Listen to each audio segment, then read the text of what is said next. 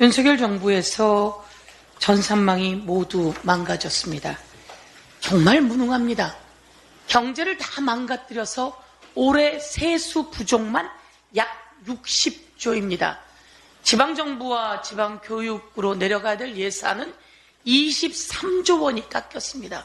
그래서 일자리를 모두 다 내놔야 하는 이 상황이 되었습니다.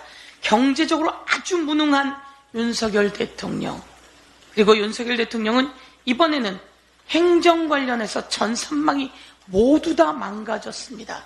이상민 장관이 17일 날 대한민국의 디지털 정부를 홍보한다며 미국에 갔습니다. 17일 날 미국에 갔는데 17일 날 아침 8시 40분에 전산망에 오류가 생기기 시작했습니다. 정부에서는 이렇게 얘기했습니다. 오후에는 복구될 겁니다. 그런데 오후 2시에 오히려 민원 서비스인 정부 24시까지 모두 먹통이 됐습니다. 대한민국은 세계 1위의 디지털 정부입니다.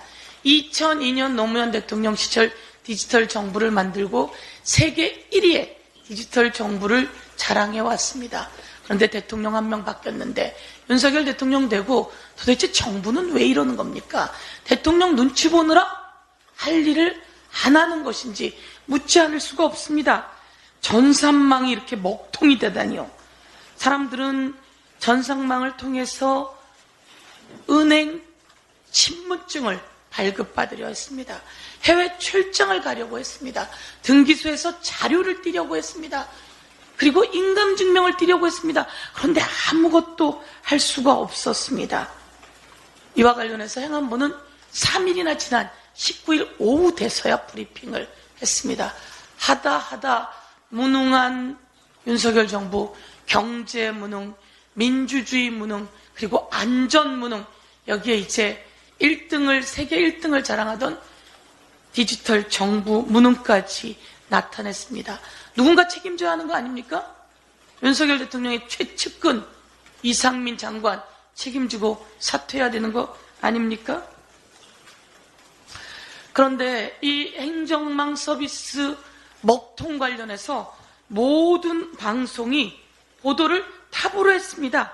MBC가 전국이 발만 동동, 그리고 SBS도 전산망 마비에 민원 서류 중단, TV조선도, 그리고 MBN도, JTBC도 모두 국민이 발을 동동 굴렀고 전산망이 마비됐다고 방송했습니다. 그런데 말이죠, 여기서 어디가 의문이 갈까요? 과연 KBS는 어떻게 보도했을까요? KBS의 탑은 에이펙 정상회담이었습니다. 에이펙에 간 윤석열 대통령 기시다 만났다고 그것을 탑으로 보도했습니다. 땡윤 KBS 반성하세요. 박민 사장 반성하세요. 어떻게 이렇게 보도를 할 수가 있죠? 그런데 윤석열 대통령은 바이든과 시진핑이 4시간 회담했습니다. 기시다도 시진핑하고 1시간 5분 회담했습니다. 그런데 윤석열 대통령은 옷깃만 스쳤다는 거 아닙니까? 67초 회담이다. 64초 회담이다. 양쪽 나누면 한쪽이 30초. 시진핑이 니하오, 니치팔로마, 짜이지엔 통역하고 나면 뭐가 남겠습니까? 대한민국 경제가 이렇게 어려울 때 중국이 얼마나 중요한 경제 대상국인지 국민은 알고 있는데 대통령은 그 주변만 얼쩡거리다가 온 겁니까? 다시 한번 대통령은 호화 순방 예산 꾸려서 약 3배 정도의 출장 순방 예산을 만들었다고 하는데요. 국민은 허리띠를 졸라매면서 정말 고통스러운 때 민원 서류조차 발급할 수 없을 때 대통령은 67초 회담을 그게 보도할 내용입니까? 여기에 대해서 문제 제기하면서 경제 무능, 외교 무능, 그리고 디지털 정부 무능, 그리고 민주주의 무능, 그리고 안전 무능의 무능한 윤석열 정권 다시 돌아보길 바란다. 이렇게 이야기하겠습니다. 이상입니다.